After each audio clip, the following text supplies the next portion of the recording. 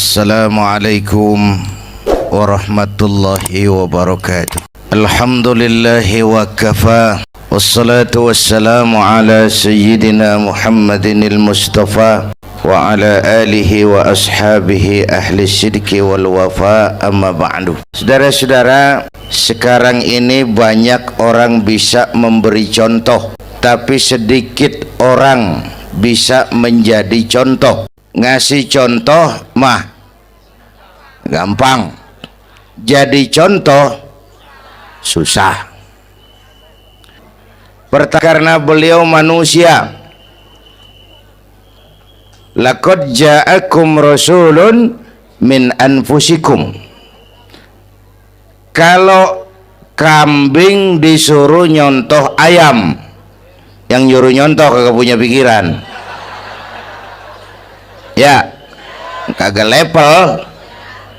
Kambing mah nyontohnya kambing, kebo nyontohnya orang, nyontohnya orang. Makanya Nabi kita orang, bukan malaikat, bukan jin, bukan dewa, manusia.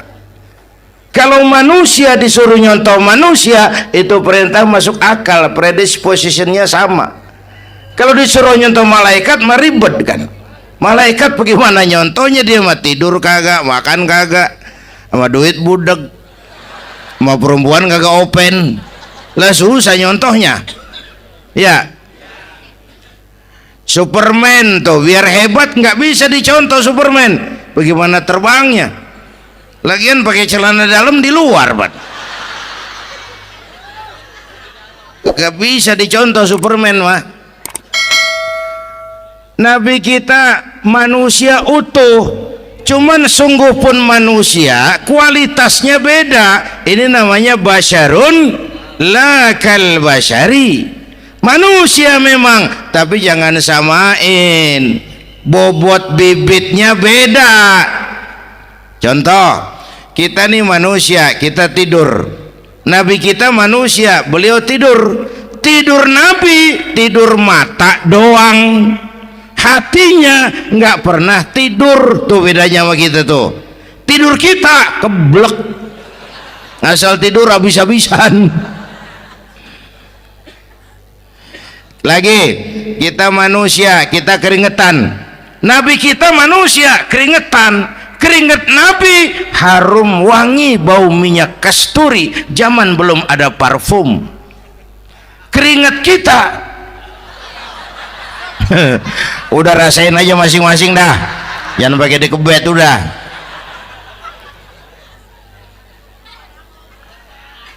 Contoh lagi, kita nih manusia nih, kita beludah nggak?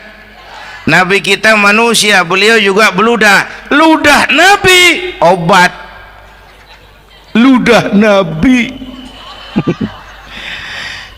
itu kan waktu mau hijrah kan sama Sayyidina Abu Bakar, sampai di Gua Sur, Sayyidina Abu Bakar bilang, saya turun duluan ke gua ya Rasul. Ngapain? Bersihin gua, takut ada binatang berbisa. Silakan turun. Sayyidina Abu Bakar bersihin gua, bener tuh, tangannya digigit kalajengking, sakit, ngebet, bengkak. Kalajengking Arab ya, emang di Arab kejadiannya. Gua heran, nyaut aja padahal. Ditahan aja, udah aman ya Rasul, silakan turun. Lama-lama dalam gua berduaan kelihatan juga Sayyidina Abu Bakar mukanya pucat. Nabi tanya, mabalu kayak Abu Bakar? Abu Bakar kenapa? Nggak apa-apa. Berat meninggalkan Mekah? Enggak. Malas hijrah ke Madinah? Enggak. Takut diubur-ubur Quraisy? Orang kata enggak, itu mah enggak. Loh, kenapa muka kamu pucat? Tangan digigit kalajengking. Ngapa nggak ngomong dari tadi? Saya nggak mau nyusahin Tuhan ya Rasul. Biar saya tahan, asal jangan nyusahin Tuhan. Jangan begitu kau. Sini tanganmu, diambil sama baginda Nabi. Bismillahirrahmanirrahim. Cuh, diludahin, ringkes, sembuh saat itu juga. Ludah Nabi. Pengen tahu kita yang ludahin, bengkak campur koreng.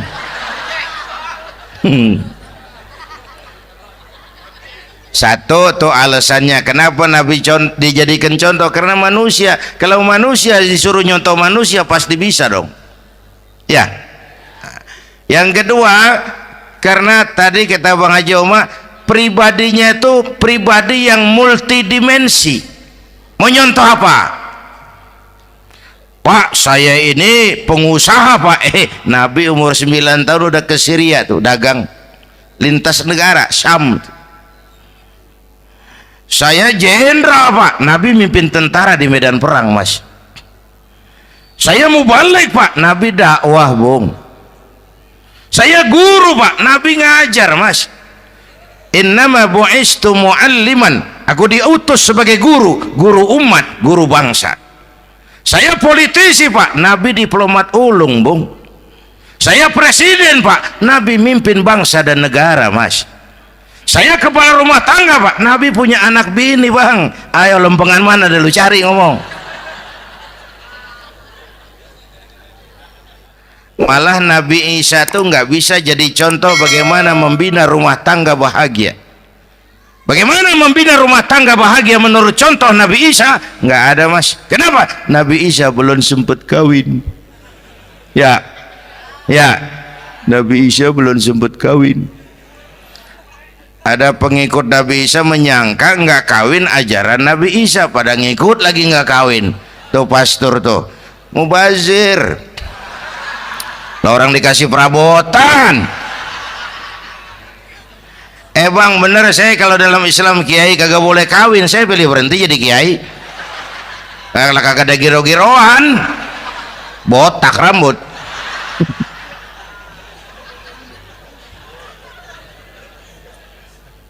Makanya Bang Haji Oma cerita poligami saya girang banget tadi.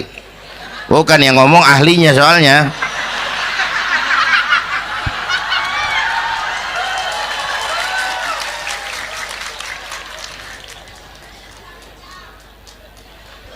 Dadah gitu aja deh ya. Nah kata Imam Busair ini yang dahsyat, ka'annahu wa huwa fardun fi jalalatihi fi askarin hina talqahu wa fi hasham. Sepertinya kehebatan Rasulullah itu sama baik sendiri maupun di tengah tentara. Artinya begini, orang hebat banyak, tapi yang hebat di mana-mana susah nyarinya.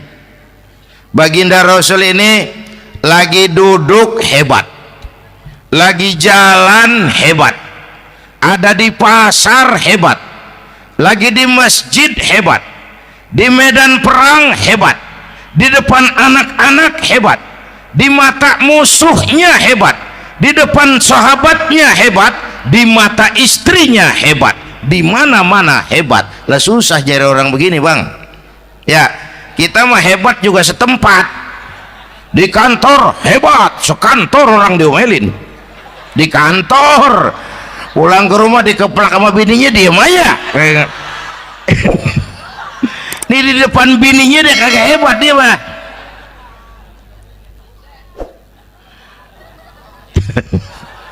Oke, lalu kalau begitu soalnya apa yang mau kita contoh? Saya sampaikan 3 aja. Pertama, Nabi kita ini tokoh yang sejak kecil udah ditempa kesusahan. Bu, tadi kata Bang Haji, Islam mengangkat derajat kaum perempuan karena perempuan banyak melahirkan orang besar. Lihat Sayyidah Aminah, ibunda baginda Nabi, melahirkan anak pertama tanpa didampingi suami. Meninggal suaminya, sedih hatinya, remuk perasaannya, tapi tegar jiwanya. Dilahirkannya bayi bernama Muhammad, diasuhnya penuh kasih sayang, diantarnya menjadi orang besar dan memang dibesarkan oleh Allah. Itu contoh tuh Bu. Bilangin anak-anak tong bocah, Nabi ngangon kambing tong, sekolah tong, jadi orang gede. Baba lu tibang tamat SD, lu sarjana lu. Baba lu cuman jadi RT, lu jadi camat lu. Biarin malu baba lu, pala jadi kaki, kaki jadi pala, asal lu terus sekolah. Bu, anak sekolahin, gelang doang digedein lu. Nih kan kita Betawi no pendidikan ngentengin banget kota. Udah dong, jangan tinggi-tinggi sekolah udah. Ngapa mak? Bawa lu kagak sekolah hidup no. Hidup dong, pun jamu monyet juga hidup. Bu, anak sekolahin.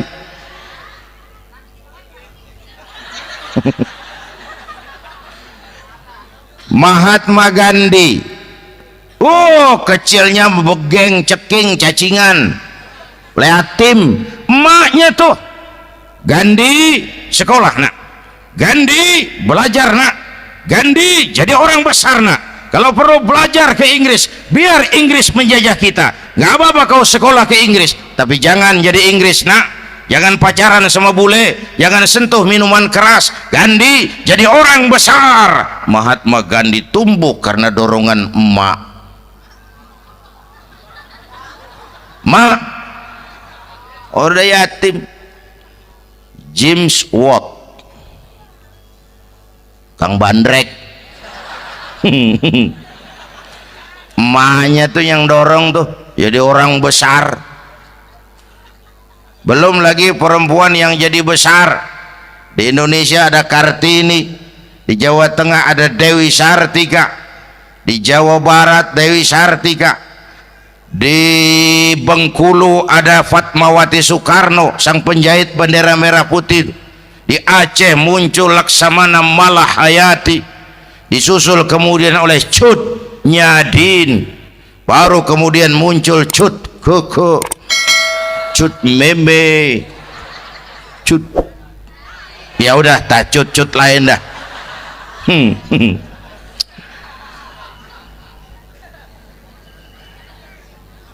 Nabi ke remajanya nggak dikolokin, tegar, tahan bantingan, nggak cengeng. Begini bang, kalau bahasa kita nih, bahasa Betawi nih, orang mah bang kalau udah biasa susah ketemu susah nggak kaget udah. Ya kita Betawi kan mah susah udah nukangin. Susah mulu. Saya santri nih biasa makan kangkung, datang ke rumah temen dikasih kangkung, makanan gue ini mat, dikasih daging ayam lah nambah. Emang apa? Orang mah kalau biasa susah enak nggak kagetan. Saya santri biasa tidur di masjid, disuruh nginep di hotel lah pules nggak? Tapi yang biasa tidur di hotel suruh nginep di masjid encok. Makanya kemarin tuh waktu menteri-menteri baru dilantik tuh saya ngarepin tuh, mudah-mudahan nih menteri ini begitu dilantik bacaannya nawaitu sauma ghadin. Lu pada niat puasa dulu dah, entaran. Puasa kan bukan kagak boleh, nunda doang, nunda puasa mah. Tempe boleh maghrib, tahu boleh maghrib, air kelapa boleh maghrib. Lu menteri pada mau naik mobil mewah boleh ntar kalau ekonomi udah mendingan, rakyat udah pada legaan napasnya. Ya sebab apa? Itu duit buat para mobil para menteri kan duit negara kan duit rakyat kan duit gue juga, itu ada di situ. Gue bayar pajak. Sayangnya kebanyakan pejabat kita asal dilantik aja bacaannya Allahumma lakasumtu, niat buka puasa. Orang buka puasa kan kemaruk, apa jadi gares ya. Bu, jadi benar Islam mengangkat harkat, derajat, martabat kaum perempuan. Kata Bang Haji Umar tadi, dengar nggak tuh? Waktu Nabi ditanya, ya Rasul, siapa yang paling harus saya taati di dunia? Ibumu. Setelah itu ibumu. Setelah itu ibumu. Setelah itu bapakmu. Ibu 3 kali disebut, bapak. Coba pikirin, ibu 3, bapak 1 bapak. Ini bagaimana ngitungnya jadi kerok begini nih ngitung nih.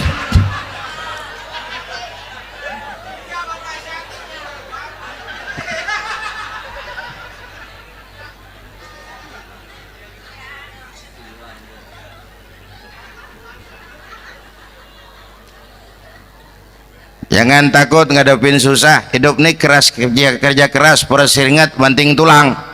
Ya Bu. Satu. Yang kedua, contoh dari Nabi, orang yang paling bersih hatinya Rasulullah, orang yang paling baik akhlaknya Rasulullah, orang yang bahkan sudah dapat jaminan ampun dari segala dosa Rasulullah. Tapi orang yang kalau sholat malam sampai bengkak kakinya karena rajin sujud Rasulullah. Aspek ibadah apaan? Hei, diam-diam giliran gue ini ngomong.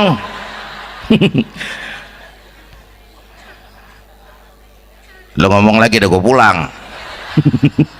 Canda neng. Udah gantian ya. Ya. Apaan urusan?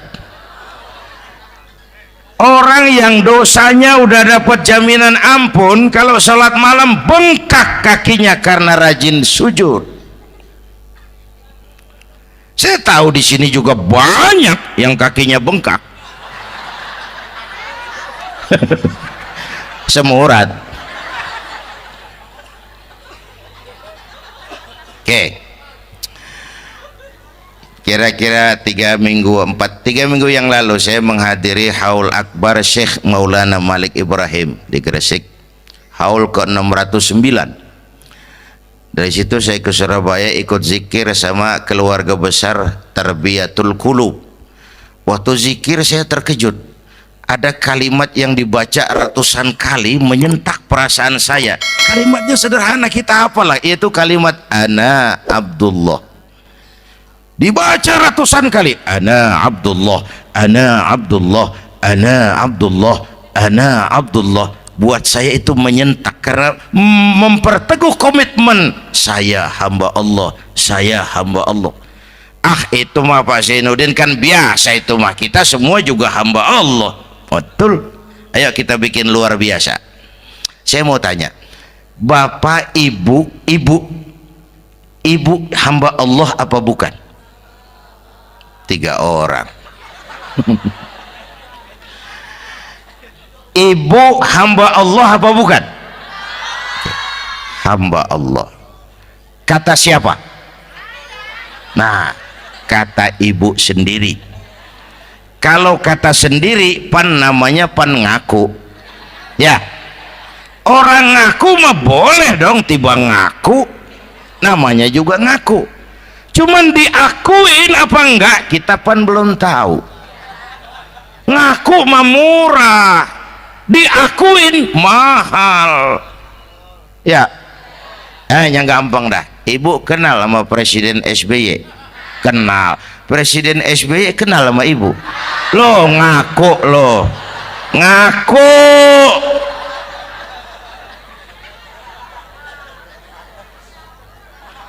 Saya hamba Allah, kata saya. Berapa banyak orang mulutnya hamba Allah, perbuatannya menyatakan dia hamba dunia, hamba harta, hamba jabatan, hamba setan, budak nafsu. Nggak sesuai ucapan sama perbuatan. Yuk jadi hamba Allah yang beneran. Jangan separuh-separuh, kita mapan asal sakit mah hamba Allah. Ya Allah, ya Allah, lagi sakit, sehat ya dikit, keder, nyari masjid nggak ketemu.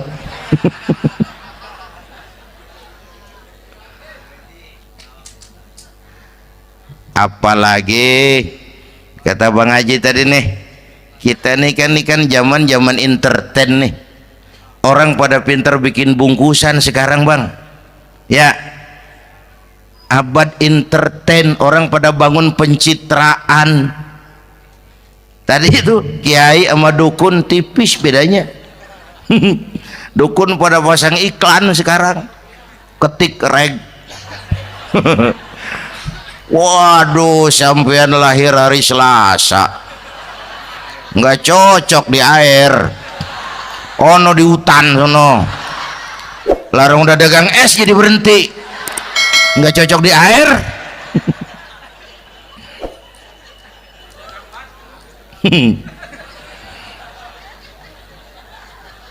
Bu, Di zaman ini siapa pakai apa, siapa mau jadi apa, kagak urus nih. Bapak Ibu hadirin yang saya hormati, dan masyarakat kita ini kayak daun kering. Tahu daun kering? Gampang dikumpulin, susah diikat, berisik, gampang dibakar. Tuh daun kering. Penyakitnya kutil, kurang teliti, cepat heran, gampang kagum. Cepat heran, gampang kagum. Dulu ada tuh satu hari tabrakan di jalan kenceng, buah, korban jatuh belepotan darah, dikerubungin orang banyak. Datang wartawan mengambil gambar dari dekat, susah, orang banyak bener ngerubung. Cari akal nih wartawan, tolong saya dikasih jalan ke dekat korban. Orang nengok semua, saudara siapa? Saya bapaknya korban, katanya. Dia ngaku bapaknya korban. Ya orang minggir semua, minggir, ini ada bapaknya korban. Orang minggir semua, dia maju ke depan korban.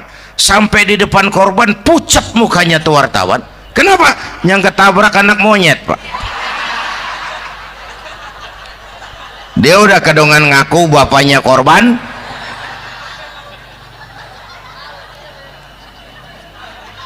Bu, ini cerita pendek tapi pesannya lumayan nih. Kalau belum kenal bener mah jangan buru-buru ngakuin, ya. Dia kagak tahu yang ketabrak siapa, main ngakuin aja, saya bapaknya korban. Lu makan lu jadi bapak monyet, sono. Makanya jagain kampung kita nih, jangan kemasukan yang aneh-aneh, ya. Nabi palsu, aliran aneh, ya ini bid'ah, itu bid'ah kuno yang kayak begitu. Capek kita ngurusin begitu, udah kelewatan, ya. Yang tahlil mah terusin, yang kagak suka nggak apa-apa, cuman jangan ngomelin yang tahlil. Orang tahlil juga pakai dalil. Yang mabok masih banyak, yang tahlil diomelin. Kita nih kayak kurang kerjaan, akhirnya rame turu-turu kita. Padahal yang harus kita kembangkan kan rukun antar umat seagama, rukun antar umat beragama, rukun antar umat beragama dengan pemerintah, kata Bang Haji Omar tadi. Rukun antar umat seagama, turu-turu kita muslim nih kudu rukun. Beda pendapat mau boleh, marahan mau jangan, ya. Ya, tangan kanan sama tangan kiri juga beda, cuman rukun. Asal kiri gatal nih, kanan kagak diundang nih, dia datang aja nggak rukin. Nggak ada kiri gatal kanan ngomel, lu garuk aja sendiri. Nggak deh mah, akur, ya Bu.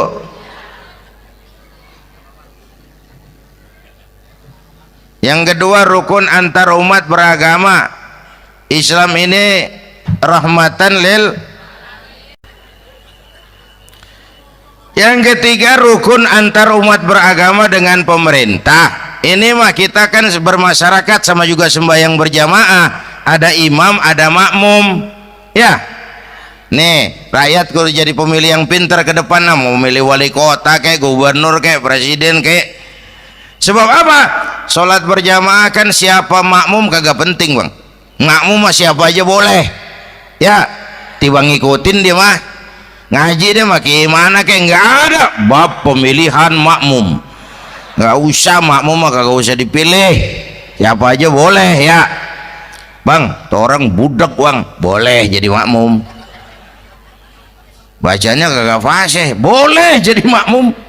Ketinggalan satu rakaat, boleh jadi makmum. Tapi nggak tiap orang boleh jadi imam. Siapa yang dipilih jadi imam? Pertama a'lamuhum, kata Nabi. Orang yang paling alim di kampungmu siapa? Angkat jadi imam. Yang paling alim, bukan yang paling tua. Tua juga kalau kejemur kesut. Dulu tuh Nabi Adam waktu diangkat jadi khalifah kan bekalnya apa? Wa 'allama Adam al-asma'a kullaha. Al-asma' ay al-ulumul katsirah. Dulu zaman Fir'aun perang sihir sama Musa, sekarang perang visi dan misi. Punya ilmu, Bu, ngerti urusan dari tetek sampai bengeknya. Kalau ngikutin imam yang alim pan enak, bisa dipertanggungjawabkan. Hati-hati milih pemimpin, maksudnya bu jangan terjebak oleh penampilan. Emas pasti kuning, bener? Apa semua yang kuning pasti emas? Udah paham dulu. Ustadz, kenapa? Di kampung saya ada 2 orang alimnya sama. Yang mana yang jadi imam? Afsahuhum, yang lebih fasih lidahnya. Yang satu alim pelok, yang satu alim kagak pelok. Nah, yang kagak pelok suruh jadi imam.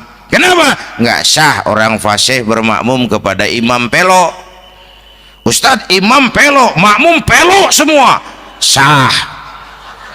Namanya kampung pelok, biarin. Susah diurusin udah itu. Apa sih artinya fasih? Yang enak deh, nyambung. Pegel kalau punya pemimpin kagak nyambung sama rakyat. Ya, rakyat mau yang ngidul deh ngalor, rakyat mau yang ngulon deh ngetan. Lah kan capek rakyat, kagak nyambung.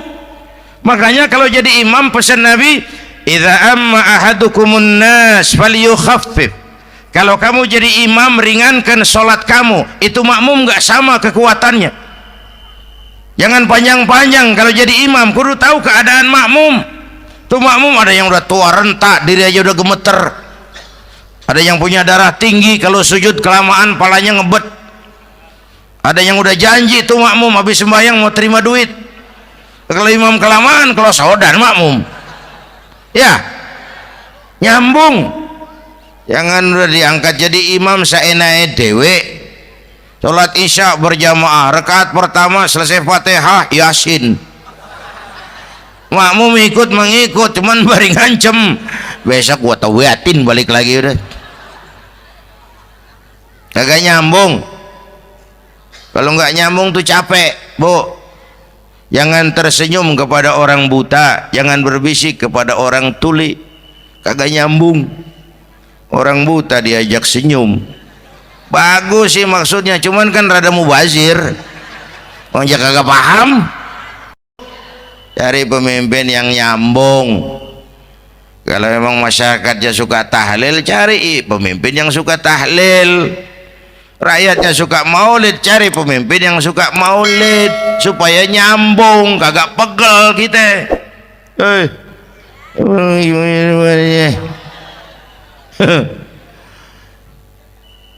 Bapak Ibu hadirin, saya balik urusan kita. Nyontoh Nabi ibadahnya luar biasa. Bu, kita ini perlu Allah. Kita ini perlu Allah. Semua kita perantau di bumi Allah ini. Perantau pasti pulang.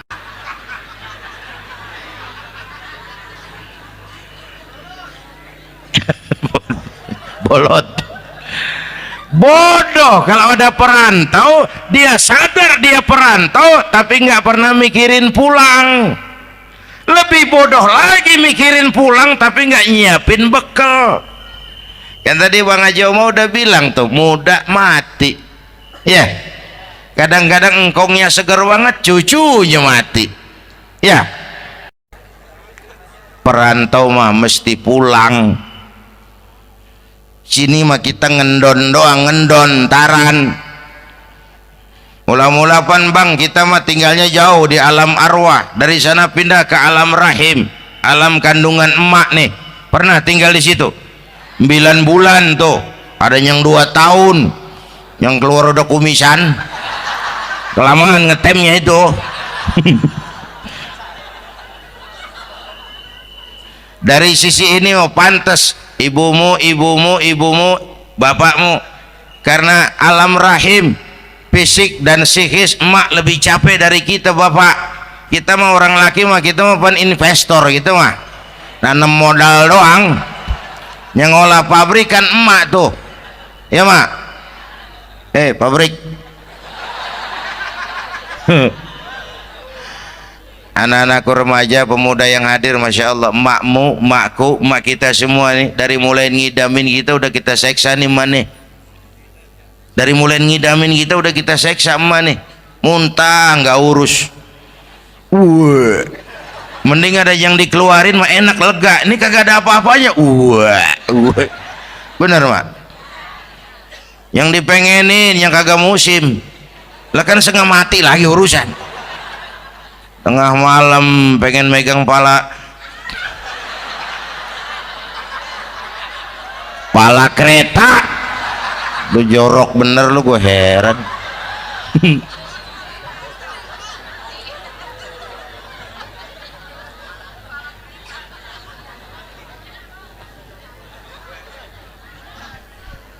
Bapak Ibu hadirin, yang ketiga terakhir, contoh dari baginda Nabi, modal utama perjuangannya adalah akhlak. Memperbaiki akhlak, pakai akhlak. Rasulullah ngajak, bukan ngejek. Rasulullah merangkul, bukan mukul. Rasulullah pakai argumen, bukan pakai sentimen.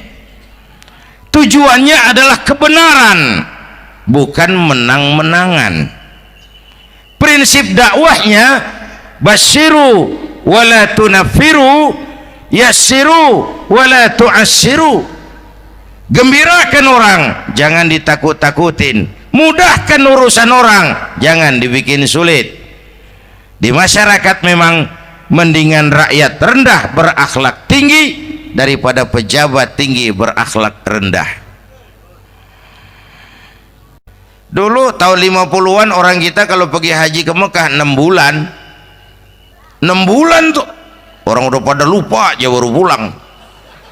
6 bulan orang yang ada cuman kapal laut, Mekah Madinah onta, banyak rampok lagi di gurun pasir Baduy itu. Dulu orang tua kita belajar manasik, kalian belajar silat. Sekarang karena kemudahan kemajuan ilmu menciptakan Boeing memotong waktu 5 bulan, orang pergi haji cukup sebulan. Bapak Ibu hadirin yang saya hormati, oleh karena itu menjaga nilai-nilai akhlak itu penting. Kepada siapa kita harus berakhlak? Pertama, kita harus berakhlak kepada Allah. Bagaimana caranya? Jangan menyekutukannya dengan sesuatu pun. Yang kedua, jangan menyembah kecuali hanya kepadanya. Yang kedua, kita harus berakhlak kepada sesama tadi itu. Yang ketiga, kepada lingkungan. Saya dulu masih zaman ada almarhum kakek saya, engkong. Kampung saya banjir, air masuk ke rumah. Saya teriak, "Kong, banjir, Kong." Engkong saya ketawa, "Biarin, bukan salah air." Habis, salah lo. Salah kita bagaimana, Kong? Lah lo tempat air lo tempatin. Yang punya tempat datang ya kagak ngerti, ini tempat gua, ini di sini nggak pada lo, lah banjir. Engkong saya nggak makan bangku sekolahan, tapi wise Pak. Air kan bukan musuh, air kan temen kan kudu punya tempat. Lalu kagak punya tempat, pantas kemana dengan ayam, banjir. Ya, dulu saya remaja ngaji babul istinja, kiai ngajar makruh buang air kecil di tanah berlubang. Saya tanya, kenapa makruh kiai? Pertama, untuk alasan kesehatan, siapa tahu di lubang yang kamu kencingi ada gas beracun. Kalau tidak kiai, kalau tidak maka artinya melindungi binatang yang ada di dalam lubang.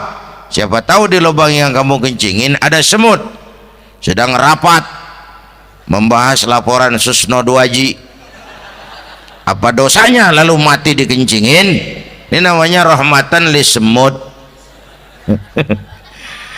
Saya mau bilang alam sekarang tidak seramah dulu karena kita juga nggak ramah sama alam.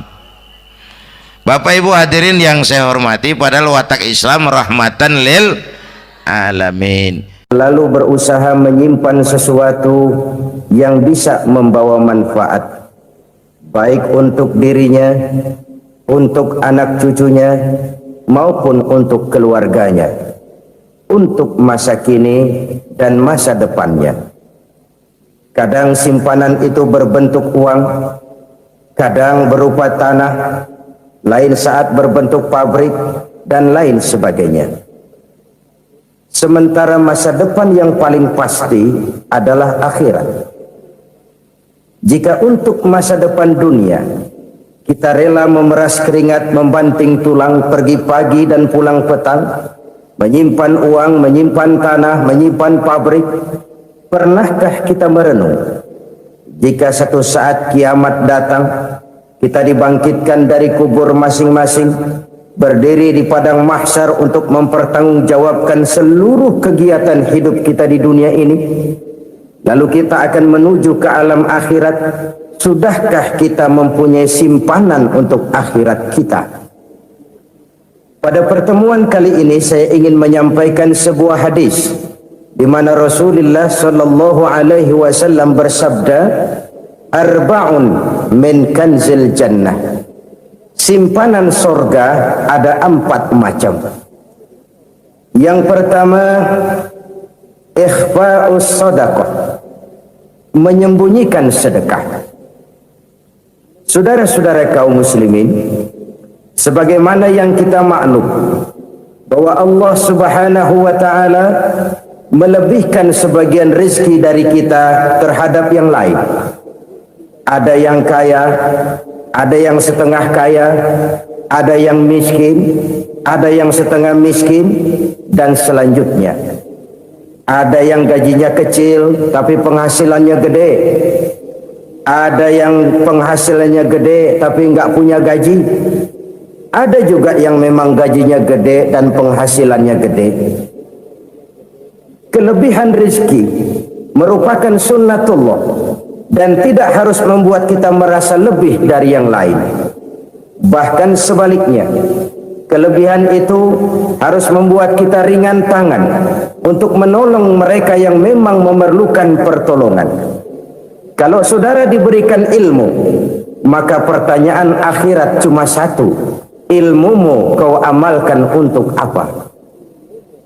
Kalau saudara diberikan umur yang panjang, pengadilan akhirat juga bertanya satu: umurmu kau habiskan di mana? Tapi kalau saudara diberikan harta, pengadilan akhirat akan bertanya 2: hartamu kau dapat dari mana? Kau belanjakan kemana? Dari mananya ditanya dan kemananya juga ditanya. Oleh karena kita akan dimintakan pertanggungan jawab, maka amanah yang bernama harta ini harus kita gunakan dengan sebaik-baiknya. Ada penggunaan yang merupakan kewajiban, itu zakat namanya. Ada penggunaan yang sewaktu-waktu, itu infak namanya. Ada yang lebih sewaktu-waktu lagi, dan itu sedekah namanya. Zakat dia terikat oleh haul dan nisab, oleh putaran batas waktu dan ukuran dari harta itu sendiri. Sedangkan infak terikat oleh situasi dan kondisi perekonomian seseorang. Sedangkan sedekah tidak terikat dengan apapun. Dalam kondisi seperti apapun kita bisa melakukan sedekah dengan yang terkecil sekalipun. Sampai-sampai Rasulullah sallallahu alaihi wasallam mengajarkan, la tahqiranna minal ma'rufi syai'an walau an talqa akhaka biwajhin talik. Atau ada hadis, tabassumuka fi wajhi akhika laka shadaqah. Senyumanmu kepada temanmu adalah sedekah. Jadi untuk melakukan sedekah tidak harus dalam berbentuk uang. Dengan ilmu kita bisa sedekah, dengan tenaga kita bisa bersedekah, dengan pikiran kita bisa bersedekah, bahkan senyum kepada teman itu pun sedekah. Jadi kalau sedekah dengan uang memang belum punya uang, nyengir aja banyakin. Itu asal pada tempatnya, jangan lalu ketemu tiang listrik cengengesan.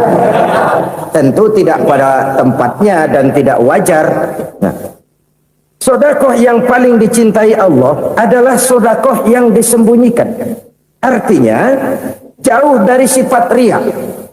Kan kadang-kadang ada orang sedekah itu disebutkan namanya, apa tidak bagus? Kalau memang niatnya ikhlas, ya bagus-bagus saja. Untuk memberikan sugesti kepada yang lain. Si Fulan bin Fulan nyumbang sekian, diumumkan. Boleh kalau niatnya untuk memberikan rangsangan kepada yang lain supaya dia menyumbang lebih besar dari orang tadi. Tapi kalau itu mendatangkan riya, maka sedekah yang paling dicintai Allah adalah sedekah yang disembunyikan. Tangan kiri saja tidak tahu apa yang diberikan oleh tangan kanan. Sedekah yang dilakukan dengan ikhlas akan merupakan perbendaharaan surga, tersembunyi dari pandangan orang lain, tidak seorang pun tahu. Karena memang sikap yang baik adalah melupakan kebaikan dan mengingat kesalahan. Itu salah satu ciri orang bahagia. Orang yang selalu mengingat kesalahannya dan berusaha melupakan segala kebaikannya. Kalau dia akan berada kebaikan, dia tidak bisa ikut, dia merasa rugi karena dia merasa belum pernah berbuat baik. Tapi kalau akan melakukan kesalahan baru, dia ingat kesalahan yang sudah-sudah, sehingga terhalang baginya untuk melakukan satu kesalahan baru.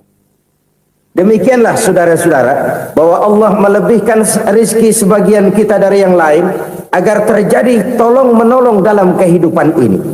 Jadi kesenjangan yang nature, kesenjangan yang alami, itu sunnatullah. Ada yang kaya, ada yang miskin, ada yang kelas menengah. Nah, kenapa lalu sekarang kita berusaha mengentaskan kemiskinan? Oleh karena adanya kesenjangan struktural. Kalau yang kaya bisa semakin kaya, kenapa yang miskin tidak bisa naik jadi ikut sedikit kaya?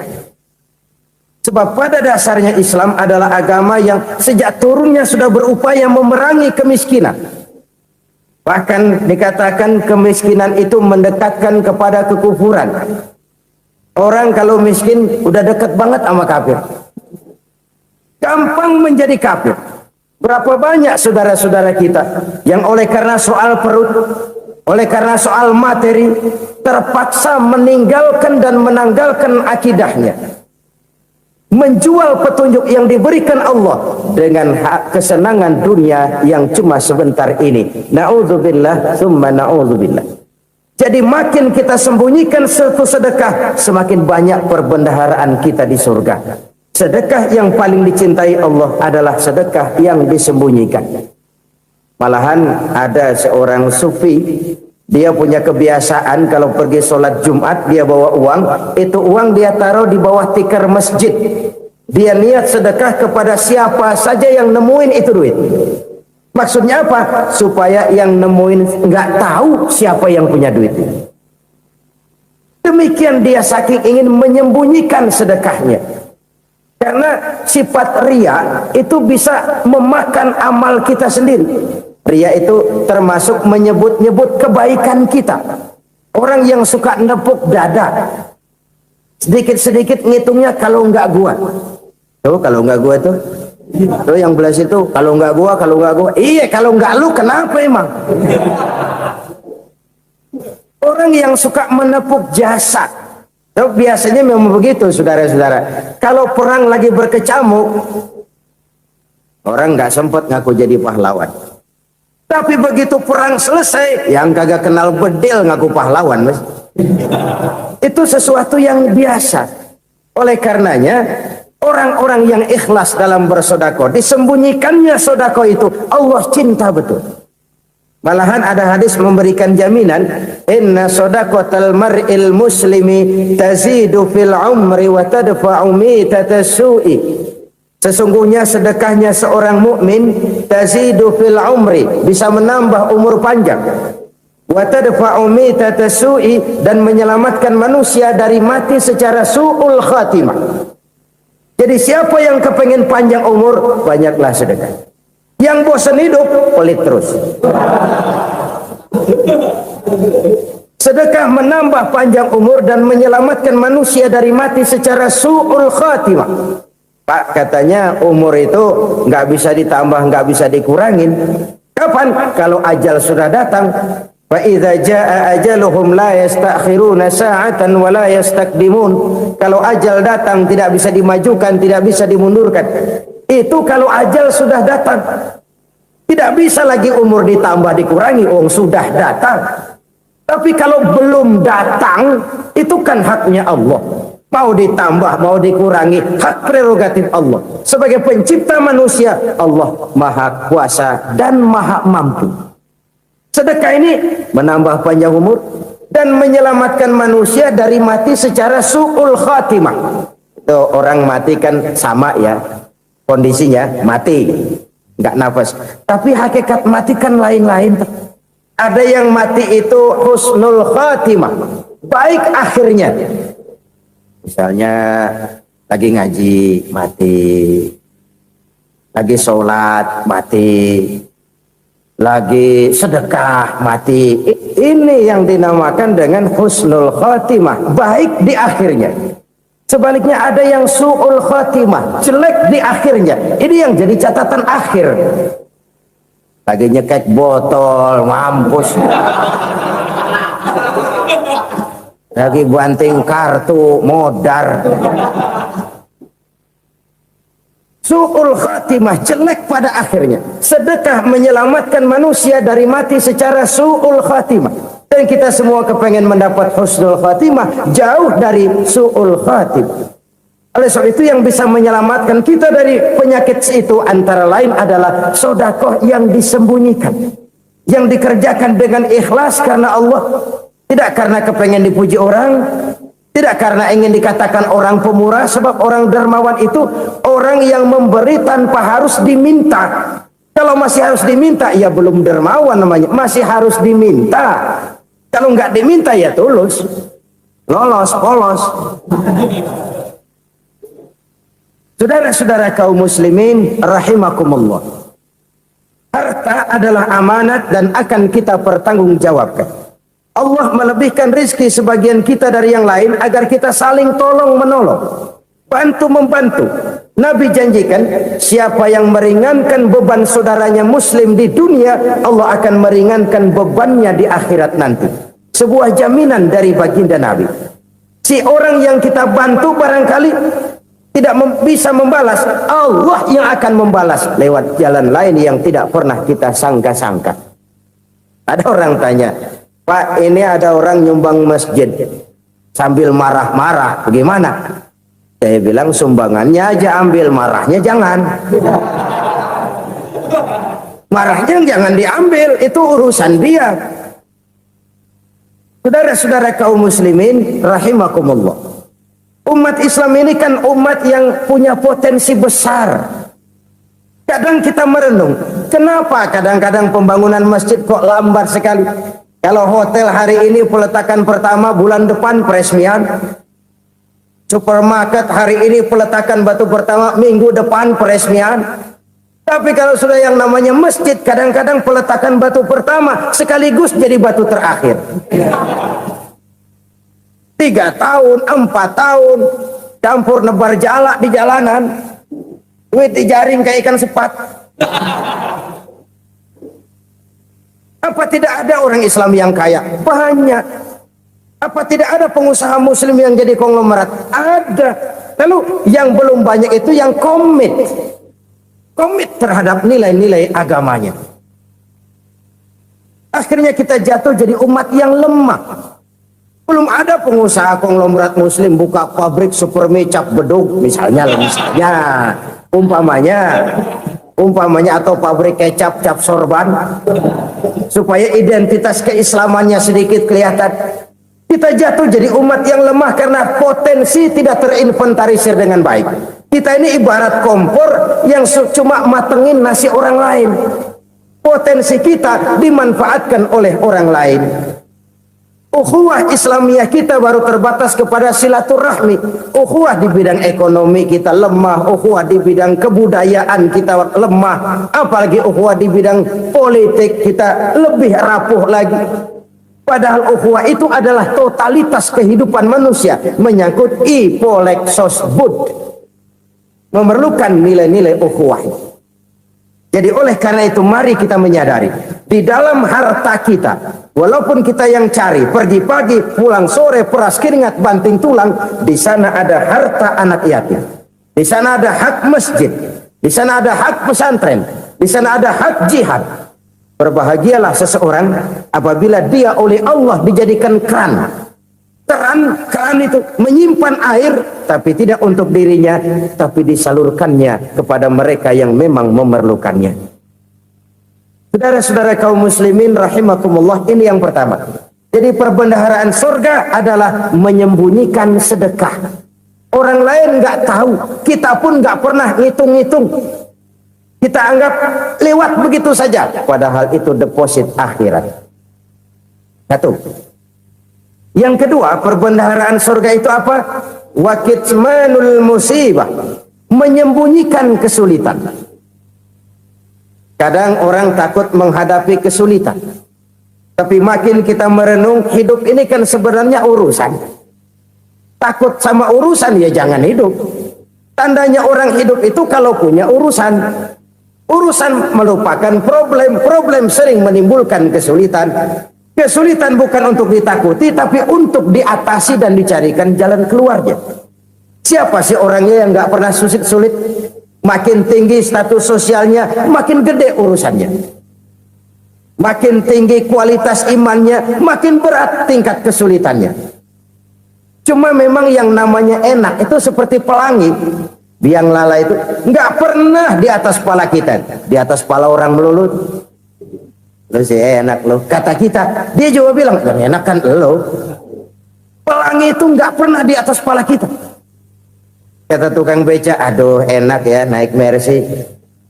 Kata tukang beca, apa yang di dalam mobil Mercy? Aduh enak bener tukang beca, di jok ngeringkuk ngorok pules bener.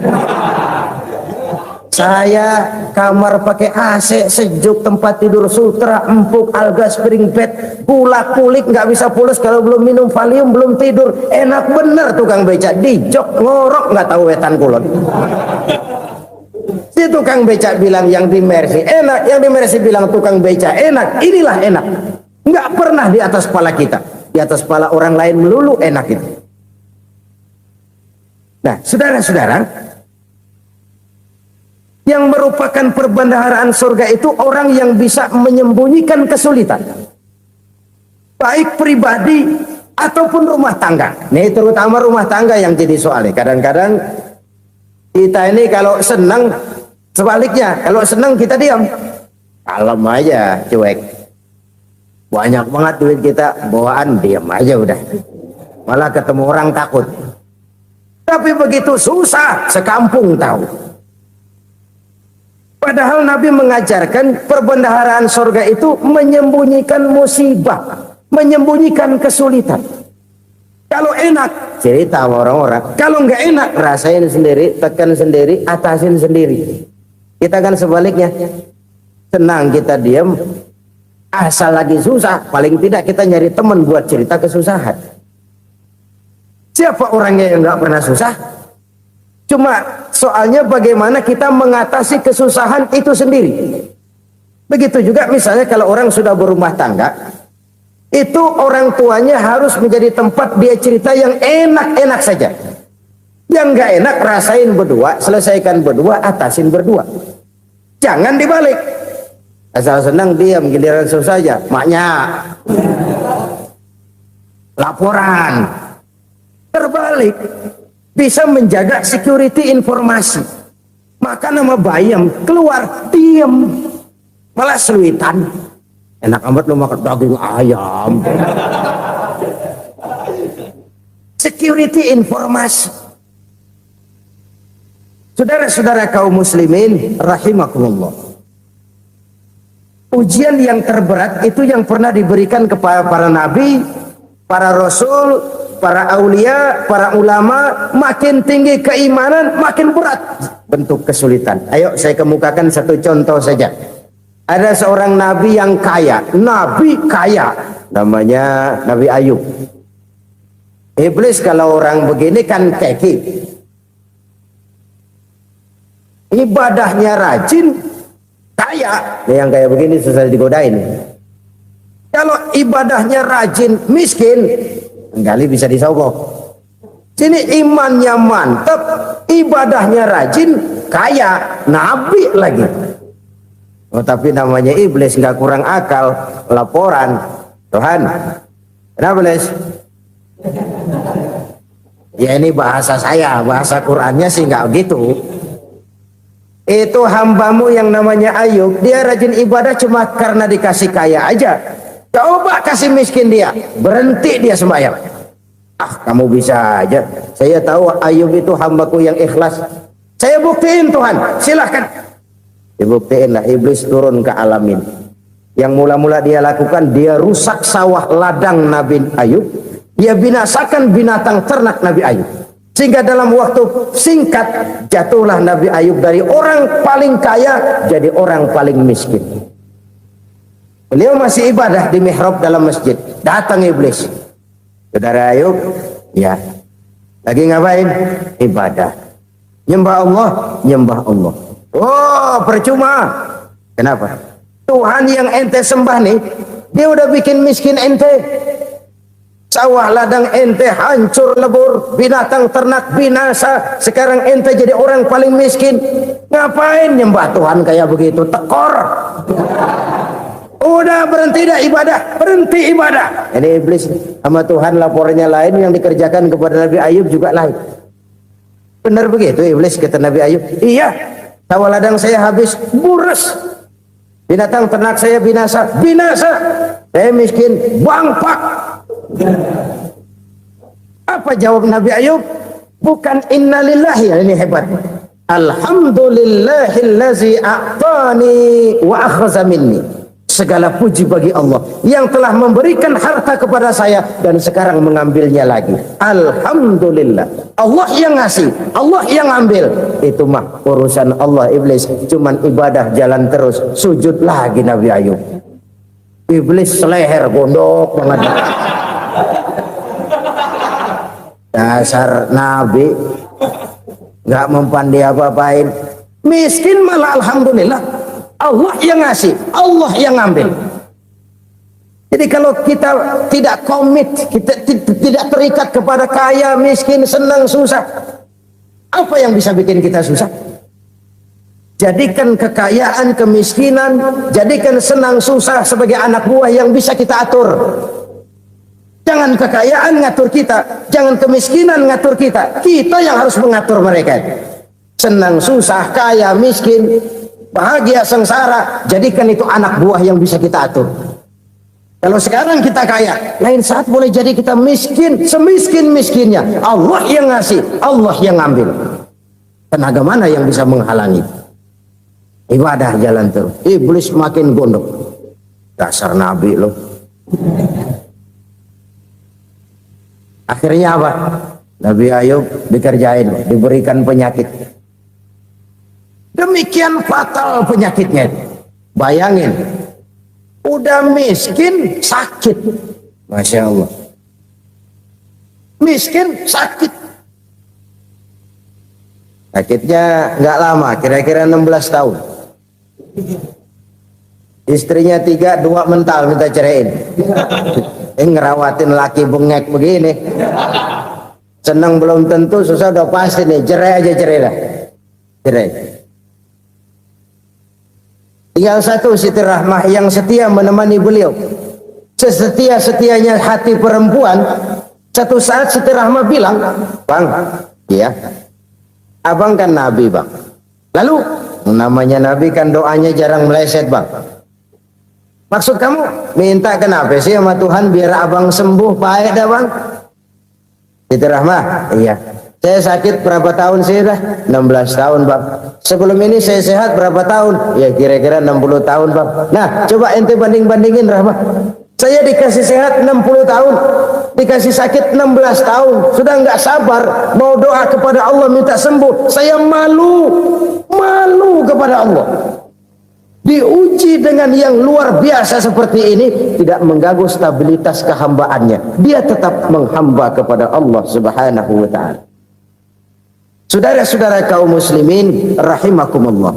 Kunci menghadapi kesulitan itu apa? Allah jelaskan dalam satu ayat, wa basyiris sabirin alladzina iza asabathum musibah qalu inna lillahi wa inna ilaihi raji'un. Gembirakan orang-orang yang sabar. Siapa mereka itu? Yang apabila mendapat musibah mereka kembali kepada keyakinan dasar. Segalanya dari Allah dan segalanya akan kembali kepada Allah. Ini konsepsi dasar dari sikap muslim dalam menghadapi berbagai kesulitan. Segalanya dari Allah, segalanya akan kembali kepada Allah. Kalau ini sudah kondisi dasarnya, maka kita akan lapang menghadapi kenyataan bagaimanapun pahitnya. Apakah itu namanya miskin, apakah itu namanya sakit, bahkan maut sekalipun, segalanya dari Allah, segalanya akan kembali kepada Allah. Ini sikap hidup, bukan sekedar ucapan. Kita kadang-kadang menjadikannya sebagai ucapan, mulutnya sehingga berhenti innalillahi wa inna ilaihi rajiun, tapi nangisnya terus gerung-gerungan. Bukan itu, ini kesadaran moral. Kalau segalanya dari Allah, segalanya kembali kepada Allah, kan sebenarnya cuma nunggu giliran. Hari ini saya nyembayangin dia, entah hari apa saya disembayangin orang. Hari ini saya antar dia ke kubur, entah hari apa orang nganterin saya ke kubur. Hari ini saya tahlilkan dia, entah nanti kapan orang tahlilkan saya. Segalanya dari Allah, segalanya akan kembali juga kepada Allah. Oleh sebab itu saudara-saudara, kesulitan bukan untuk ditakuti, kesulitan justru untuk diatasi, dicarikan jalan keluarnya. Dan tidak ada orang yang tidak pernah mendapat kesulitan, tidak ada. Semakin tinggi status sosial, semakin tinggi kualitas keimanan, semakin besar juga tingkat kesulitan. Hanya saja bagaimana cara kita mengatasinya. Dan Al-Quran menyatakan inna ma'al usri yusra. Di balik kesulitan itu pasti ada kemudahan. Roda itu berputar. Karena itu Rasulullah sallallahu alaihi wasallam mengingatkan kepada kita, ta'arraf ila Allah fir raha ya'rifka fisyiddah. Ingatlah kepada Allah di waktu kamu senang, supaya Allah ingat kepada kamu di waktu kamu susah. Kalau waktu senang kita ingat kepada Allah, kita susah, Allah tidak akan meninggalkan kita. Tapi kalau waktu senang kita jauh dari Allah, sujud tidak sempat, dengan masjid jauh, ketika senang kita lupakan Allah. Nanti begitu kita susah, Allah lupakan kita. Dan itu menyakitkan. Oleh karena itu orang-orang tua kita dulu bilang, kalau lagi sehat ingat-ingat lu bakal sakit nanti. Kalau lagi kaya ingat-ingat satu saat kita bakal jatuh miskin. Bahkan kalau lagi muda ingat-ingat kita bakal tua. Dan yang terpenting, kalau lagi hidup ingat-ingat kita bakal mati. Saudara-saudara kaum muslimin rahimakumullah. Jadi yang kedua yang merupakan perbendaharaan surga, menyembunyikan musibah. Saudara-saudara kaum muslimin rahimakumullah. Hal ketiga yang merupakan perbendaharaan surga adalah wasilatur rahmi. Orang yang suka bersilaturahmi. Sebagaimana yang kita maklum bahwa manusia adalah makhluk yang disebut zon politika. Makhluk sosial yang tidak mungkin hidup sendiri-sendiri. Betapa dan siapapun kita memerlukan orang lain. Bodoh betul manusia kalau tinggal di tengah masyarakat tapi tidak mau bermasyarakat. Merasa hebat sendiri, pintar sendiri, gagah sendiri, kaya sendiri. Mungkin kalau mati juga ngubur sendiri. Jangankan kita di sini, di surga saja Nabi Adam waktu sendirian bengong melulu, mondar mandir. Allah tegur dalam sepidang. Ya ini kalau bahasa saya.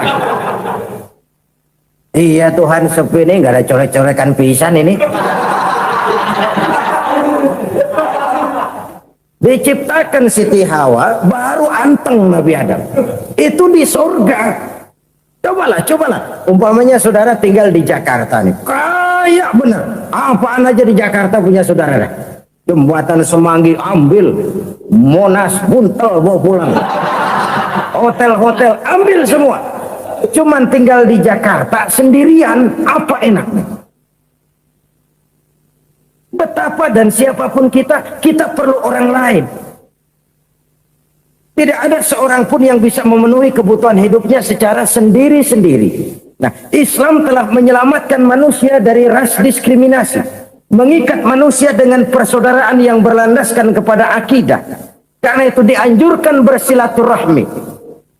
Bahkan Nabi menyatakan, man arada ayyubsata lahu fi rizqihi wa yunsa'a fi atharihi falyasil rahimah. Siapa yang kepengen diluaskan rezekinya dan dipanjangkan usianya, banyaklah ia bersilaturahmi. Siapa yang kepengen dimudahkan rezekinya, hendaknya ia banyak bersilaturahmi. Kalau banyak teman, kesulitan kan paling tidak ada tempat cerita. Udah susah, sendirian kita pikirin diri, nggak ada tempat tukar pikiran. Cepet banget sama bengek. Dilawan sendiri. Nah, secara makro kita bisa berkata, tidak mungkin ada kemenangan kalau tidak ada kekuatan. Tidak ada kekuatan kalau tidak ada kesatuan dan persatuan. Tidak mungkin ada kesatuan dan persatuan tanpa semangat silaturahmi. Kalau umat Islam mau menang, dia harus kuat. Kalau umat Islam mau kuat, dia harus bersatu. Kalau umat Islam mau bersatu, dia harus membudayakan silaturahmi ini. Bahkan sampai-sampai kata Nabi, kalau bisa cari nilai tambah. Apa? Silman qata'ak. Bersilaturahmilah kau kepada orang yang marah denganmu. Masya Allah, indahnya ajaran agama kita. Orang yang marah pun kepada kita, kata Nabi, kalau bisa bersilaturahmilah kepadanya, kepada orang yang marah itu. Di situ nilai tambah. Cuman jujur nih hadis, ngucapinnya gampang, ngamalinnya yang berat banget. Orang marah sama kita, kita disuruh silaturahmi. Ada apa malu? Lu marah, ada gua marahan lagi. Tunggu pikirin. Saudara-saudara kaum muslimin rahimakumullah. Tapi ini yang diajarkan, bahkan ini yang dicontohkan oleh baginda Rasul. Bagaimana begitu mudah? Misalnya satu saat Abu Jahal ini ngatur strategi bagaimana bikin Muhammad celaka. Dia gali lubang di depan tempat tidurnya. Dia tutupin daun korma. Terus dia panggil seseorang, ke sini. Kasih tahu Muhammad, pamannya sakit keras, minta ditengokin. Berangkat orang ini ke sana. Muhammad, labbaik. Pamanmu sakit keras, dia minta ditengokin. Baik, saya akan datang menjenguk beliau. Berangkatlah Nabi ke rumah Abu Jahal tanpa prasangka apapun. Abu Jahal udah pasang setil, selimut 3 rangkap setengah dia pakai, persis kayak orang meriang. Tapi sembari ngintip dari balik selimut, begitu Muhammad buka pintu, nah masuk perangkap nih. Muhammad jalan menuju tempat pembaringan. Makin lama makin dekat, makin lama makin dekat, makin dekat ke lubang yang dipasang oleh Abu Jahal itu. Dalam hati Abu Jahal, terus dah jatuh, mampus dah lo ini. Mampus lo hari ini. Apa yang terjadi? Malaikat Jibril datang. Muhammad, pamanmu cuma pura-pura sakit. Di depan tempat tidurnya ada lubang perangkap supaya kamu jatuh ke situ. Sudah, kamu pulang. Balik kanan Nabi. Sudah hampir jatuh ke lubang, balik kanan, pulang. Bayangin kecewanya Abu Jahal. Muhammad dikit lagi, Muhammad dikit lagi. Enggak, paman, saya pulang aja. Emosi, bangun dari tempat tidur, enggak sadar kalau lagi pura-pura sakit. Lompat ngejar Nabi, dia lupa dengan lubang yang dia gali. Serak, nyemplung sendiri ke dalam lubang.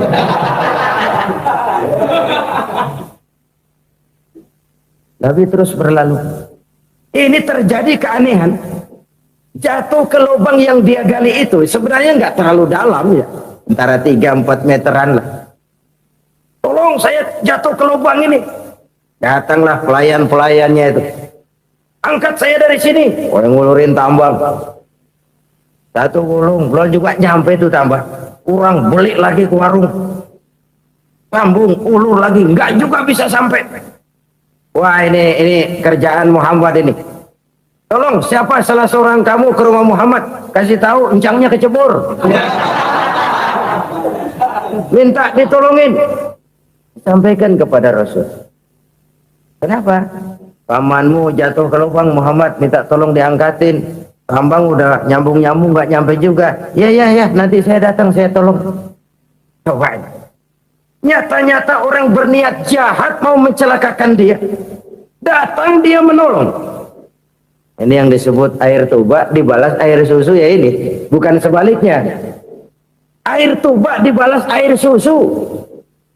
Paman, kecebur ya? Iya Muhammad, tolong ini. Pegang tangan saya. Nabi ulurkan tangannya. Nyampe. Dipegang oleh Abu Jahal. Diangkat ke atas. sampai atas. Apa kata Abu Jahal? Sihirmu memang hebat Muhammad. Udah ditolongin dikata sihir. Yang enak kita kemplang kan itu orang begitu. Urusan apa? Tapi inilah akhlak. Kalau bisa kamu bersilaturahmilah dengan orang yang marah kepadamu sekalipun. Orang marah kita tetap baik.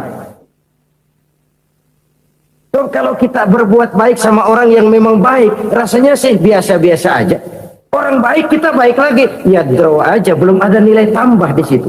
Baru ada nilai tambah kalau kita bisa berbuat baik kepada orang yang nyakitin kita. Itu namanya kita setingkat di atas dia. Dia sakitin kita, kita berbuat baik sama dia. Dia pelit sama kita, kita baik sama dia. Dia marahin kita, kita deketin dia. Di situ kita punya nilai tambah. Jadi siapa yang ingin diluaskan rezekinya, kata Nabi, dan dipanjangkan umurnya, hendaklah ia banyak-banyak bersilaturahmi. Sederhana sebenarnya silaturahmi. Tapi silaturahmi membangkitkan semangat kesatuan dan persatuan. Kesatuan dan persatuan melahirkan kekuatan. Dalam matematika, 1 ditambah 1 pasti 2. Tapi di tengah masyarakat, 1 orang takut ditambah 1 orang takut, hasilnya jadi 2 orang setengah berani. Kenapa setengah berani? Karena udah berdua. Tadi pan takut sendirian. Kalau dia kumpul turu-turu takutlah jadi berani. Kita yang lemah, kita yang tidak berdaya, kita yang miskin, kalau mau kompak bersatu, apa yang nggak bisa kita kerjain? Apalagi tinggal di kota besar, pilihan cuma 2, bertahan atau minggir. Bertahan atau minggir. Untuk bisa bertahan harus mampu bersaing. Untuk mampu bersaing harus punya keahlian. Keahlian harus ditunjang dengan pendidikan, ditambah oleh kekompakan sebagai umat. Udah miskin mencar mulu, orang injak kita. Orang nggak pandang urusan apa malu. Oleh karena itu, silaturahmi pada hakikatnya merupakan ruh dari ukhuwah yang diajarkan oleh agama kita. Bagaimana Islam menyelamatkan masyarakat manusia dari ras diskriminasi, mengikat manusia, dan tidak ada persaudaraan yang lebih indah selain persaudaraan yang diikat dengan nilai-nilai akidah. Sepanjang orang di jalan Allah, itulah saudara kita. Keluar dia dari jalan Allah, selesailah persaudaraan sampai di situ. Karena itu, kalau ingin menyimpan sesuatu di surga, banyaklah bersilaturahmi. Datang ke rumah ini, datang ke rumah itu, dan lain sebagainya. Itu simpanan kita di akhirat nanti.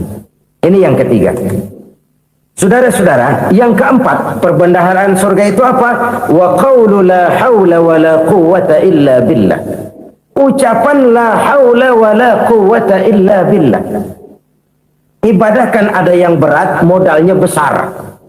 Bangun masjid berat, modalnya besar. Bangun rumah sakit berat, modalnya besar. Ada ibadah yang berat, tapi modalnya ringan. Misalnya puasa. Puasa itu berat, mengendalikan nafsu. Kalau sekedar nggak makan nggak minum sih enteng. Mengendalikan nafsu itu jihad terbesar. Tapi kan modalnya ringan, cuma niat saja. Ini ibadah berat, modalnya ringan. Ada ibadah yang ringan, modalnya juga enteng. Seperti termasuk ucapan la haula wa la quwwata illa billah. Tanpa sadar, la haula wa la quwwata illa billah. Nyelengin tuh di surga. Nyelengin, kita nggak terasa. Nyelengin simpenan akhirat. La haula wa la quwwata illa billah. Nyimpan lagi. Kaget. La haula wa la quwwata illa billah. Nyimpan lagi. Banyak simpenan. Walaupun sebenarnya yang dimaksud di sini adalah kesadaran batin. Bahwa tidak ada daya dan kekuatan kecuali Allah. Itu intinya. Kita memulai pekerjaan disunahkan baca bismillah, kan begitu? Apa itu? Kesadaran moral bahwa ini saya bisa kerjakan. Saya kerjakan ini dengan menyebut nama Allah. Kenapa? Kalau Allah tidak memberikan daya dan kekuatan, mana mampu saya kerjakan ini. Maka saya kerjakan ini dengan menyebut nama Allah. Bismillah. Kesadaran moral. Manusia hanya wajib berusaha, tapi nggak pernah wajib berhasil. Banyak hal-hal yang kalau kita renungkan secara rasio nggak mungkin, tapi jadi kenyataan. La haula wala quwata illa billah. Tidak ada daya dan kekuatan kecuali bagi Allah semata-mata. Kesadaran moral akan kelemahan dan keterbatasan makhluk bernama manusia. Kadang kita kagum dengan otak, tapi kita sering lupa sama yang bikin otak. Padahal bagaimanapun hebatnya otak, yang bikin otak pasti lebih hebat dari otak. Nggak percaya, silahkan otak-otakan. Inilah kecenderungan. Kita kagum dengan pesawat-pesawat mutakhir, bukan main besi gede banget terbang itu. Alangkah hebatnya. Lalu apa yang bikin otak tidak lebih hebat dari itu semua? Kita puji laut, apa yang bikin laut tidak lebih hebat dari laut itu? La haula wala quwata illa billah. Tidak ada daya dan kekuatan kecuali Allah. Apa yang bisa kita lakukan kalau tidak karena daya dan kemampuan yang diberikan oleh Allah kepada kita? Lahirlah sikap tawadu, rendah hati, tidak melonjak menjadi angkuh dan sombong, sadar akan kelemahan dan keterbatasan diri. Sebagai makhluk yang diciptakan oleh Allah Subhanahu wa taala. Jadi satu sisi ini ucapan yang berpahala, la haula, jadi wiridan. Pada sisi lain ini kesadaran moral, sikap mental, kesadaran batin bahwa yang punya daya dan kekuatan itu cuma Allah. Kita nggak pantas untuk sombong. Sebab sombong itu pakaiannya Allah. Kita nggak sedang pakai pakaian Allah, kegedean. Dan makin kita renungi, makin terbentur. Apa sih yang bisa kita sombongi? Kita mau sombong apa? Kaya? Pintar? Itu kan semua relatif. Di atas langit masih ada langit lagi. Jadi oleh karenanya, marilah kita menyadari.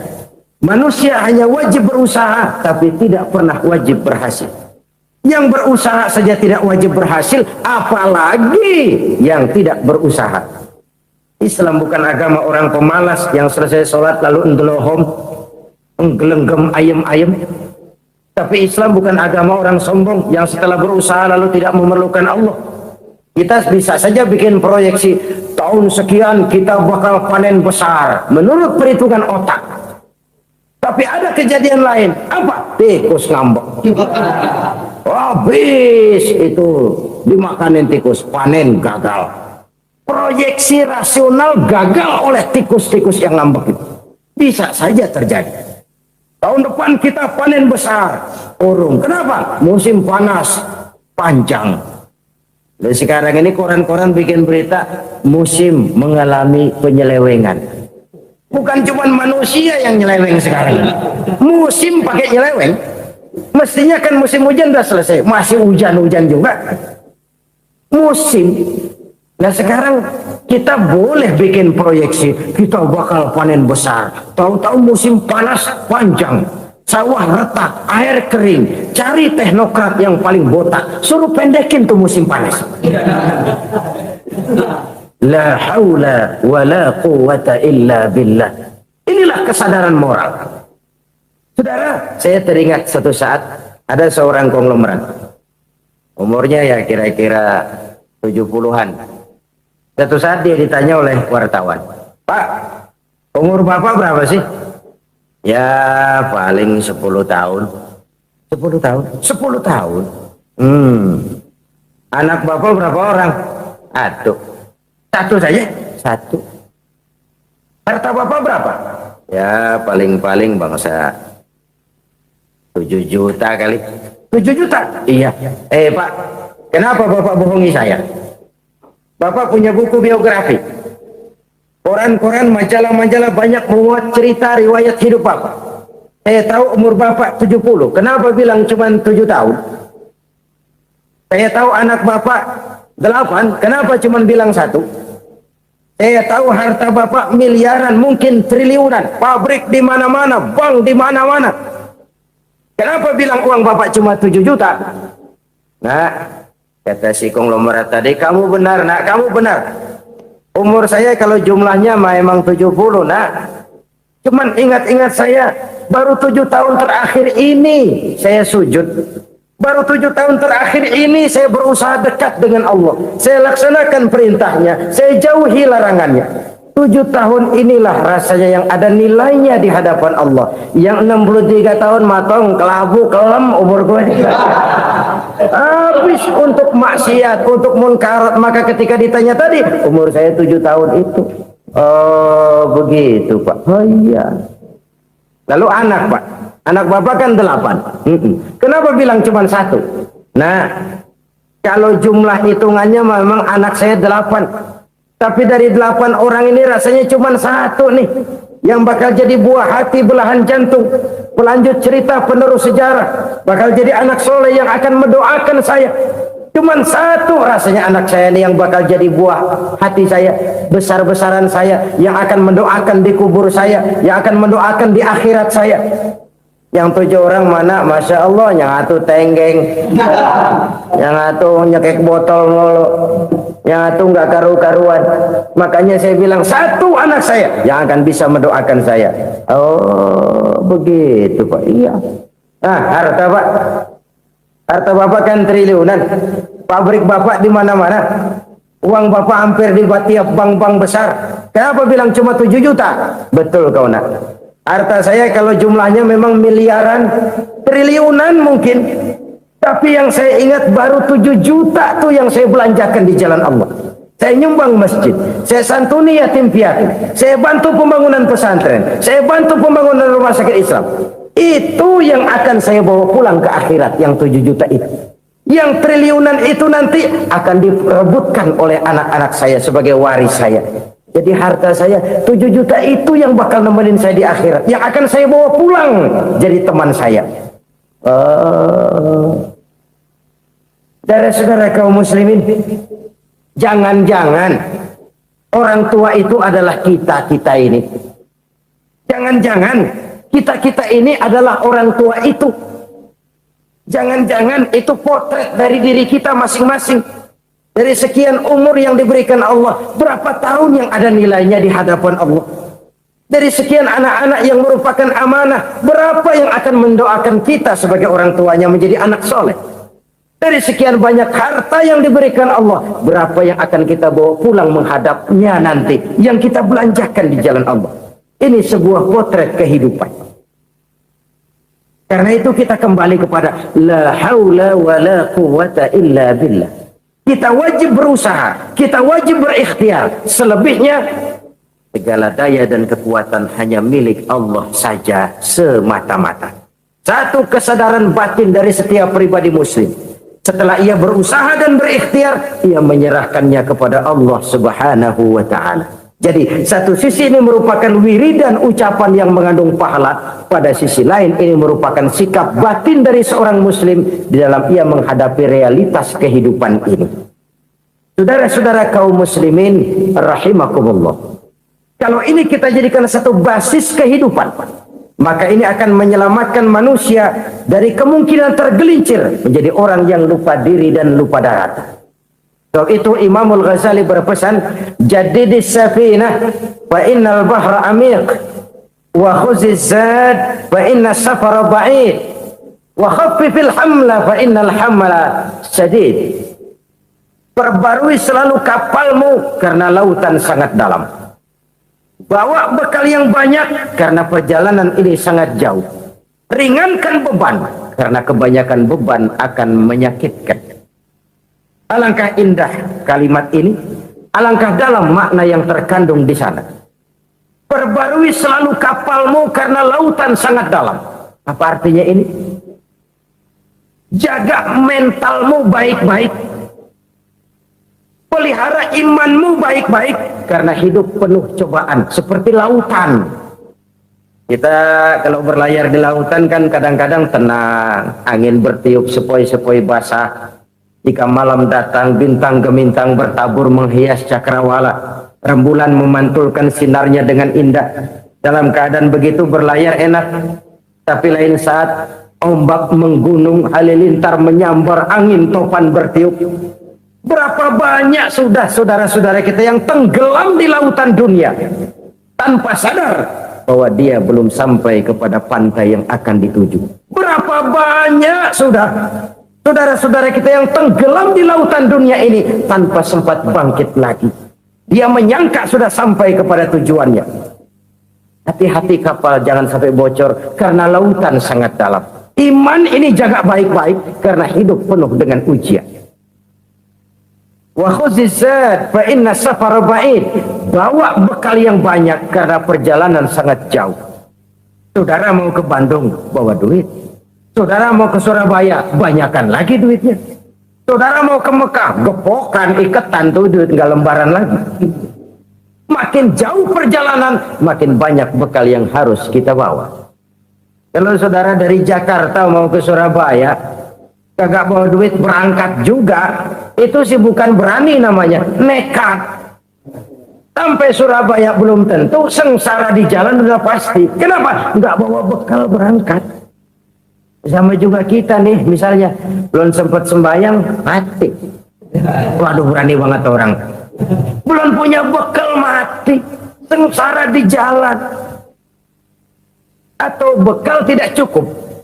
Dari Jakarta saudara mau ke Surabaya, bawa duit 500 perak. Paling jauh Cikampek nyampenya itu. Paling jauh itu. Antara jauhnya perjalanan dengan bekal yang saudara bawa tidak seimbang. Hidup ini perjalanan panjang, a walking talk. Dimulai dari alam arwah, sebelum jasad diciptakan, ruh diciptakan lebih dulu. Dari situ pindah ke alam rahim, dari alam rahim pindah ke alam dunia, dari alam dunia pindah ke alam barzah, baru menuju akhirat. Satu perjalanan panjang. Kalau bekal tidak bawa, sengsara di jalan. Bawa bekal yang banyak karena perjalanan ini sangat jauh. Wa khaffifil hamla, ringankan beban karena beban itu cuma akan menyulitkan. Kalau bekal itu sih keperluan, tapi beban nggak kita perluin, coba ngeberat-beratin. Apa ini beban? Dosa, kecurangan, kebatilan, kesoliman, ketidakadilan, kesewenang-wenangan. Itu akan jadi beban kita di akhirat. Alangkah celakanya, perjalanan panjang, bekal tidak bawa, beban kelewat banyak, alamat sengsara di jalan. Pahala tidak ada, dosa berlipat ganda. Na'udzubillah, summa na'udzubillah. Kalau kita rangkum nasihat Al-Ghazali dengan kisah si konglomerat tadi, kita akan mengambil kesimpulan. Pertama, bekal terbaik dalam menghadapi gejolak kehidupan ini tidak lain adalah iman. Yang kedua, pahala dan dosa. Dua hal kontroversial. Pahala adalah bekal, dosa adalah beban. Tapi kita sekarang kan tidak begitu terangsang kepada yang abstrak. Orang berlomba mencari yang konkret-konkret saja, yang real. Kalau emang dosa, benjol dong, kira-kira begitu. Kira-kira begitu. Persis orang Yahudi dulu. Orang Yahudi itu kan pernah minta kepada Nabi Musa, Ya Musa, lan nu'mina laka hatta narallaha jahrah. Musa, kami nggak bakal mau beriman kepada Allah kalau belum kami lihat Allah ada nongkrong di depan kami. Kalau memang Tuhan ada, taruh dong di depan kami. Mau yang konkret-konkret saja. Kalau memang dosa, benjol dong. Kalau memang pahala, berasa dong. Orang terangsang kepada yang real, yang konkret-konkret saja. Karena itu, untuk mengejar dosa, orang mau bayar. Tapi untuk mengejar pahala, walaupun tidak bayar, orang segan. Ini yang dikatakan oleh Nabi, kamu mengharapkan ke surga, tapi kamu berat melaksanakan sesuatu yang bisa membawa kamu ke surga. Kamu ingin jauh dari neraka, tapi tiap saat kamu lakukan perbuatan-perbuatan yang justru menjerumuskan kamu ke neraka. Idda'aitum an-najata minan nar wa ramaitum fiha anfusakum. Kamu ingin selamat dari neraka, tapi kamu lemparkan diri kamu ke neraka. Kamu ingin masuk surga, tapi berat sekali kamu melakukan perbuatan-perbuatan yang bisa menyampaikan kamu di surga. Saudara-saudara kaum muslimin rahimakumullah. Jadi hal keempat yang merupakan perbendaharaan surga adalah la haula wa la quwata illa billah. Satu sisi ini merupakan ucapan yang memperberat timbangan akhirat, Pada sisi lain ini merupakan sikap hidup seorang muslim, kesadaran batin yang sangat dalam bahwa tidak ada daya dan kekuatan kecuali Allah. Dan itu kita simbolkan pada saat memulai pekerjaan dengan Bismillah, dengan menyebut nama Allah. Satu kesadaran moral, saya hanya bisa melakukan ini karena diberikan daya dan kekuatan oleh Allah. Lahirlah sikap tawadu, rendah hati, tidak melonjak menjadi angkuh dan sombong. Saudara-saudara, sampai sini dulu jumpa kita kali ini. Semoga 4 perbendaharaan surga ini dapat kita lakukan, yang kelak akan merupakan bekal kita di kemudian hari nanti. Amin ya rabbal alamin. Selalu berusaha menyimpan sesuatu yang bisa membawa manfaat, baik untuk dirinya, untuk anak cucunya, maupun untuk keluarganya, untuk masa kini dan masa depannya. Kadang simpanan itu berbentuk uang, kadang berupa tanah, lain saat berbentuk pabrik, dan lain sebagainya. Sementara masa depan yang paling pasti adalah akhirat. Jika untuk masa depan dunia kita rela memeras keringat, membanting tulang, pergi pagi dan pulang petang, menyimpan uang, menyimpan tanah, menyimpan pabrik, pernahkah kita merenung jika satu saat kiamat datang, kita dibangkitkan dari kubur masing-masing, berdiri di padang mahsyar untuk mempertanggungjawabkan seluruh kegiatan hidup kita di dunia ini, lalu kita akan menuju ke alam akhirat. Sudahkah kita mempunyai simpanan untuk akhirat kita?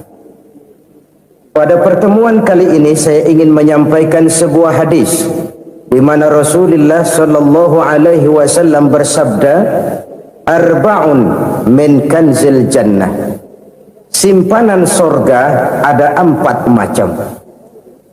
Yang pertama, ikhfa'us sadaqah, menyembunyikan sedekah. Saudara-saudara kaum muslimin, sebagaimana yang kita maklum bahwa Allah Subhanahu wa taala melebihkan sebagian rezeki dari kita terhadap yang lain. Ada yang kaya, ada yang setengah kaya, ada yang miskin, ada yang setengah miskin, dan selanjutnya. Ada yang gajinya kecil tapi penghasilannya gede. Ada yang penghasilannya gede tapi enggak punya gaji. Ada juga yang memang gajinya gede dan penghasilannya gede. Kelebihan rezeki merupakan sunnatullah.